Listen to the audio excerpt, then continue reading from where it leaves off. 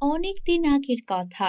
পরীরাজ্যে লাল পরী, নীল পরী, সাদা পরীদের মধ্যে হুট করে জন্ম নিল একটা মিষ্টি গোলাপ ফুলের পরী। তার পরনে ছিল গোলাপ ফুলের পোশাক, আর গা থেকে মিষ্টি গোলাপের ঘ্রাণ আসতো। তাই এই পরীকে দেখতে সব পরীরা ভিড় জমাতো। গোলাপ ফুলের পরী যেমন সুন্দর ছিল, তেমন মিষ্টি গান গাইতে পারত। তার গানের সুরে পুরো পরীরাজ্য মুখরিত হয়ে থাকতো। একদিন রানী পরী গোলাপ ফুলের পরীকে ডেকে বলল, এই যে গোলাপ ফুলের পরী, তুমি যে এত মিষ্টি সুন্দর সুবাসের এত ঘ্রাণ চারদিকে ছড়িয়ে রাখো, আমার রাজমহলেও তো আসতে পারো। এত মিষ্টি ঘ্রাণ কোনো ফুলের মধ্যেও তো আমরা পাই না। শোনো না, আমার রাজকুমারকে তুমি বিয়ে করবে? আমার অনেক দিনের স্বপ্ন, তোমার মতো একটা মিষ্টি মেয়ে আমার পরীরাজ্যের রানী হবে। তখন গোলাপ ফুলের রাজকুমারী পরী বলে, না রানীমা, আমি এখন বিয়ে করতে চাই না। আমি ভালো করে জাদুবিদ্যা শিখতে চাই, যেন আমি মানুষের উপকার করতে পারি। বিয়ে করার সাথে সাথে এই রাজ্য সামলাতে হবে আমাকে। কিন্তু আমি যে গরিব দুঃখী অসহায় মানুষের পাশে থাকতে চাই। বিয়ের কথা আমি আরো পরে ভাববো।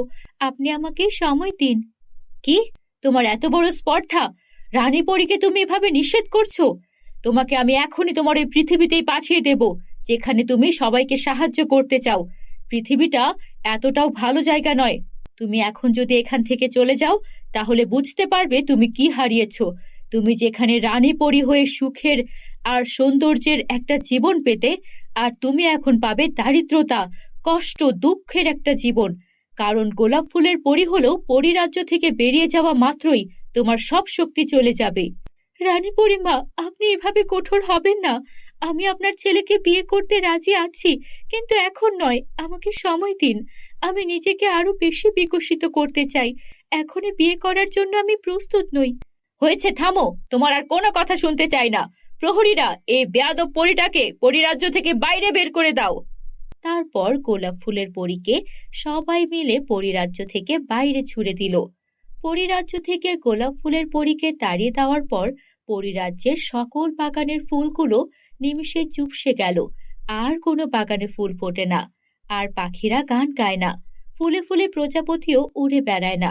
পুরো পরীরাজ্য যেন শোকের মাতম বয়ে গেল। কিন্তু রানী পরী তার অহংকার আর জেদের জন্য গোলাপ ফুলের পরীকে আর ফিরিয়ে আনলেন না। পরে পুরো রাজ্য এভাবেই থাকতে শুরু করলো। বন্ধুরা, তোমরা যারা যারা গল্পটি দেখছো, তোমাদের নাম কমেন্টে লিখে জানাও। আমরা নেক্সট গল্প তোমাদের নাম দিয়ে বানাবো। পৃথিবীতে এসে গোলাপ ফুলের পরী প্রথমে একটু ভয় পেয়ে গেল। কেননা যেখানে পরীরাজ্যে চারদিকে ছিল সোনার প্রাসাদ, সুন্দর সুন্দর সরোবর, বড় বড় ফুলের বাগান আর সুন্দর সবকিছু, সেখানে পৃথিবী জীর্ণ শীর্ণ ধুলায় পরিপূর্ণ। কোথাও কোনো সুখ শান্তি নেই। সবাই শুধু কান্নাকাটি, অভাব আর আহাজারি করছে। অসহায় বৃদ্ধ মানুষগুলো ঠিকমতো খেতে পাচ্ছে না। এসব দেখে গোলাপ ফুলের পরীর ভীষণ কষ্ট হলো। তখন বলল, আহারে, এখন যদি আমার জাদু শক্তি থাকতো, তাহলে আমি এই মানুষগুলোকে সুস্থ করে দিতে পারতাম, তাদের পাশে দাঁড়াতে পারতাম। এই জন্যই তো আমি রানী পরিমাকে বলেছিলাম আমাকে একটু সময় দিতে, যেন আমি প্রতিষ্ঠিত হতে পারি নিজের মতো করে, নিজের জাদুবিদ্যা শিখে। তারপর আমি বিয়ে করলেও আমার পরিরাজ্য যেমন সামলাতে পারতাম, এই পৃথিবী রাজ্যটাও সামলাতে পারতাম। কিন্তু রানীপুরী আমার কথা বুঝতেই চাইলেন না। যাই হোক, আমাকে এভাবে থেমে গেলে চলবে না। আমাকে সবার ভালোর জন্য কিছু না কিছু করতেই হবে। আমি তো ফুলের পরী, আমার মধ্যে কিছু না কিছু গুণ তো থাকবেই। আমি বরং এখানেই এই জঙ্গলে ফুলের চাষ শুরু করি। তারপর গোলাপ ফুলের পরী জঙ্গলের পতিত জমিতে কিছু গোলাপের বীজ এনে বুনে দিল, আর সেখানে খুব সুন্দর একটা গোলাপ ফুলের বাগান হয়ে গেল। আর পুরো বাগানে সুন্দর সুন্দর প্রজাপতি আর সুন্দর সুন্দর পাখিরা এসে এসে বেড়াতে লাগলো। এত সুন্দর গোলাপ ফুলের বাগান দেখে পৃথিবীর সবাই অবাক হয়ে গেল, আর সবাই গোলাপ ফুলের পরীকে জিজ্ঞেস করতে লাগলো, কে তুমি মা? কোথা থেকে এসেছো? এই জঙ্গলে তো আগে কখনো কোনো ফুলের গাছ হতে দেখিনি। হঠাৎ করে এত বড় গোলাপের বাগান হয়ে গেল। তুমি এখানেই থাকো বুঝি? হ্যাঁ বুড়িমা, আমি এই গোলাপের বাগানে গোলাপের চাষ করেছি। এগুলো বিক্রি করব, আর আপনাদের যার যা প্রয়োজন আপনাদের সব অভাব দূর করে দেব। তুমি আমাদের জন্য এত কষ্ট কেন করবে? তোমার বাবা মা কোথায়? আমি দূর দেশ থেকে এসেছি। আমার বাবা মাও দূরে থাকেন। আমাকে নিয়ে আপনারা চিন্তা করবেন না। আমি আপনাদের সবাইকে সাহায্য করতে চাই। গোলাপ ফুলের পরীর জাদু শক্তি না থাকলেও তার সুন্দর ব্যবহার আর পরোপকারী মনোভাবের কারণে পৃথিবীর মানুষজন অল্প কিছু দিনের মধ্যেই গোলাপ ফুলের পরীকে আপন করে নিল। সে শুধু গোলাপের বাগান নয়, যেখানে যাই চাষ করত সেখানে অনেক ফলন হতো। তাই সে গরিব দুঃখী অসহায় মানুষদেরকে সবজির বাগান, ফুলের বাগান এসব কিছু করে সাহায্য করতে লাগলো। পুরো অল্প কয়েকদিনের মধ্যেই গোলাপের পরী যেখানে যেখানে যেতে লাগলো সেখানে শান্তি বিরাজ করতে লাগলো। একদিন পরী রাজ্য থেকে রানীর একমাত্র রাজপুত্র পৃথিবীতে ঘুরতে আসে। আর তখন সে যখন পুরো গ্রাম ঘুরে বেড়াচ্ছিল, সবার মুখে শুধু সেই মেয়েটারই প্রশংসা শুনতে থাকে। তখন রাজপুত্র তাদেরকে জিজ্ঞেস করে, আচ্ছা, আপনারা যার কথা বলছেন তার নাম কি? সে কোথায় থাকে? আপনারা সবাই তার প্রশংসা করছেন। তার নাম গোলাপি। তার বাড়ি ঘর সম্পর্কে আমরা কিছুই জানি না। সে আমাদের অনেক উপকার করেছে, নিজের জন্য কিচ্ছুটি করে না। দুবেলা দুমুঠো না খেয়েও আমাদের খাবারের খেয়াল রাখে। ছোট্ট এক কুঁড়ে ঘরে থাকে। সে আমাদের চোখে আমাদের রাজরানী। এমন ভালো মেয়ে যেই ঘরে যাবে সেই ঘর আলোকিত হয়ে থাকবে। রাজপুত্র এর আগে কখনোই গোলাপ ফুলের পরীকে দেখেনি, তাই সে যখন গোলাপীর সঙ্গে দেখা করলো, প্রথম দেখায় তাকে ভালোবেসে ফেললো। আর রাজপুত্র একটা সাধারণ মানুষের বেশেই গোলাপীকে প্রস্তাব দিল বিয়ের। আমি আপনার চেহারা, আপনার কাজ আর এত সুন্দর মনোভাব দেখে মুগ্ধ হয়েছি। আমি আপনাকে বিয়ে করতে চাই। আপনি কি রাজি আছেন? আমি আপনার সঙ্গে এই পুরো পৃথিবীর মানুষদেরকে সাহায্য করতে চাই।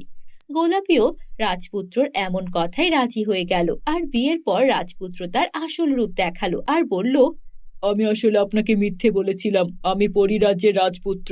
আপনাকে এখন আমার পরিরাজ্যে নিয়ে যেতে চাই। গোলাপী তখন রাজপুত্রের সঙ্গে পরিরাজ্যে আসলো। গোলাপী পরিরাজ্যে পা রাখা মাত্রই পুরো পরিরাজ্য ফুলে ফুলে ভরে উঠল। গাছে গাছে পাখিরা গান গাইতে লাগলো। প্রজাপতি চারিদিকে কিচিরমিচির শব্দে সবকিছু মুখরিত হয়ে উঠল। তখন রানী পরী এসে দেখলো গোলাপ ফুলের পরী ফিরে এসেছে, আর যেমন তেমন রূপে নয়, তার পুত্রবধূ হয়ে।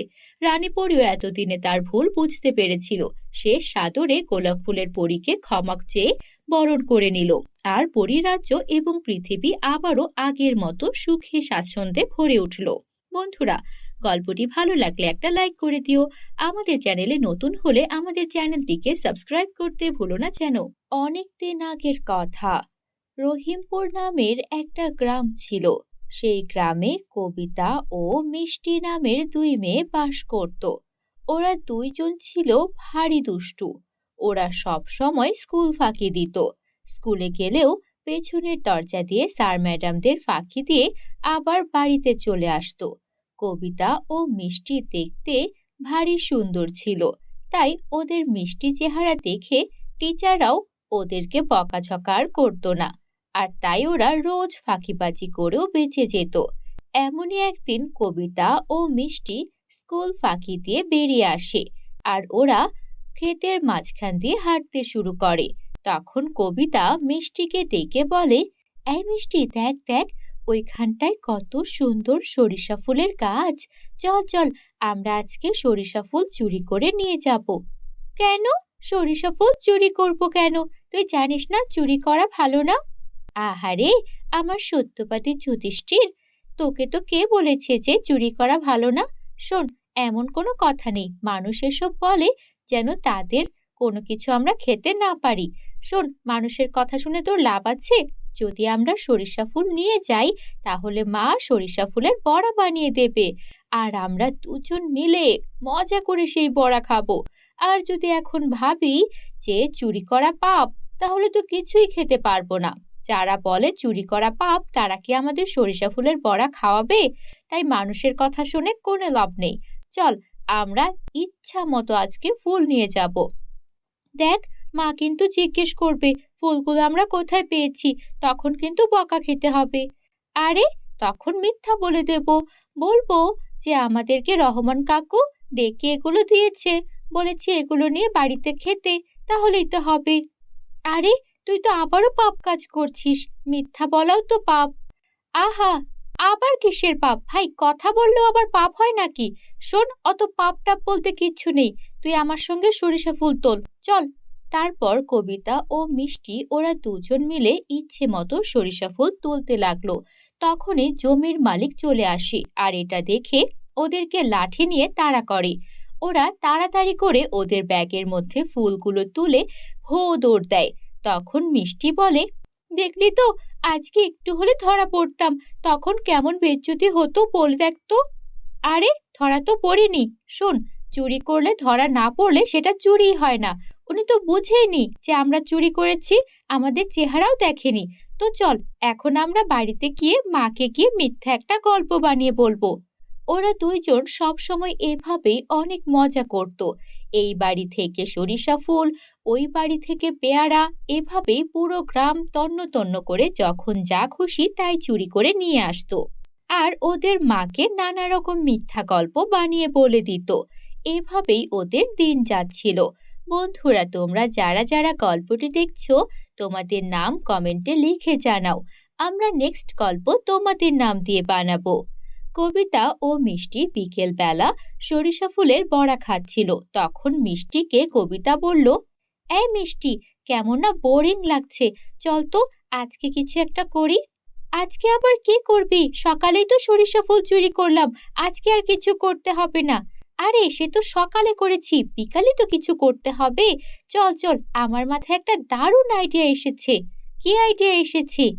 আরে, ওই যে শরাফত চাচার বাড়িতে দেখলাম খেজুরের গুড় বানানোর জন্য খেজুরের রসের হাঁড়ি রেখে দিয়েছে। চল, এক হাঁড়ি রস চুরি করে এনে খাই। না না বাবা, সারাদিনে একবার চুরি করে ফেলেছি, একবার চুরি করলে হয়তো পাপ হবে না, কিন্তু দুইবার চুরি করলে মহা পাপ হবে। আমি নেই। আরে, তুই আমার সঙ্গে যাবি নাকি বল? শুনেছি ওদের খেজুরের রস চা মিষ্টি হয়, পরে কিন্তু পস্তাতে হবে। আচ্ছা ঠিক আছে, চল। তোর সঙ্গে থেকে থেকে শুধু আমার এসব উল্টাপাল্টা কাজ করতে হয়, তারপর লোকেরা বিচার দিলে মা আমাকে সহ বকে। আরে, একটু বকা খেলে কোনো ক্ষতি আছে নাকি? চল চল। তারপর ওরা গেল ওই বাড়িতে, আর সেখানে গিয়ে ওরা খেজুরের রস চুরি করে খেতে লাগলো। তারপর ওরা যখন বাড়ি ফিরছিল, ওদের দেখা হলো একজন বুড়িমার সঙ্গে।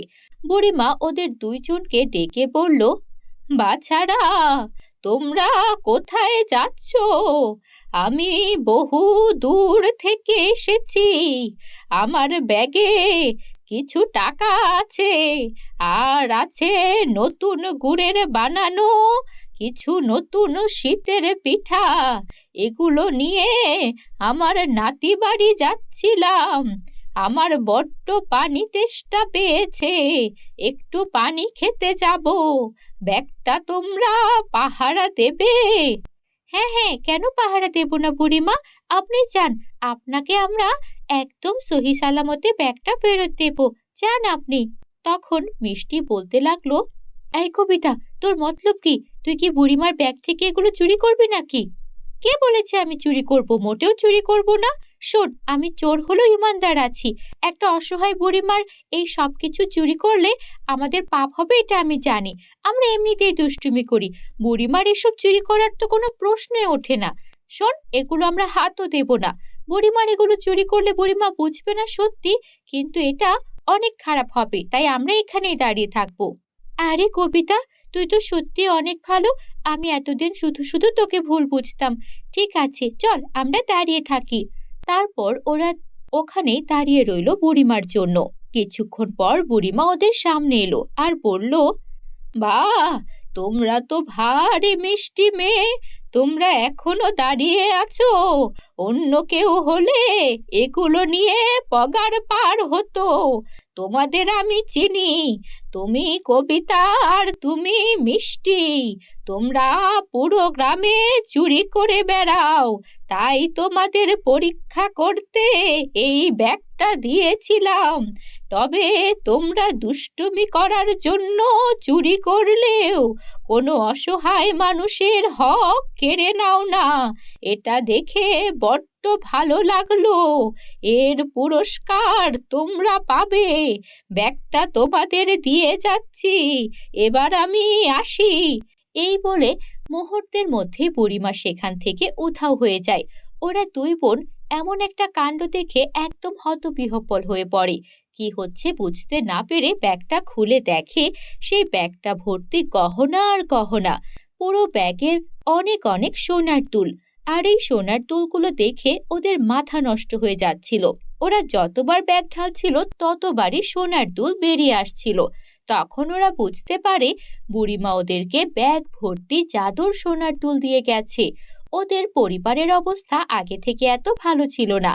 ওরা তখন বুড়িমার দেয়া এই উপহারটা ওদের বাবা মাকে পৌঁছে দিল। আর ওদের বাবা মাও সেই সোনার দুল বিক্রি করে অনেক ধনী হয়ে গেল। এরপর থেকে ওরা আর কখনো কোনো দুষ্টুমি করেনি, কারো বাসায় চুরি তো করেনি, বরং গরিব দুঃখী অসহায় মানুষদেরকে সাহায্য করেছে। বন্ধুরা, আজকের গল্পটি ভালো লাগলে একটা লাইক করে দাও। আর তোমরাও কি এমন মিথ্যে কথা বলো? কমেন্টে লিখে জানাও। আমাদের চ্যানেলে নতুন হলে চ্যানেলটিকে সাবস্ক্রাইব করতে ভুলো না যেন। Bye bye.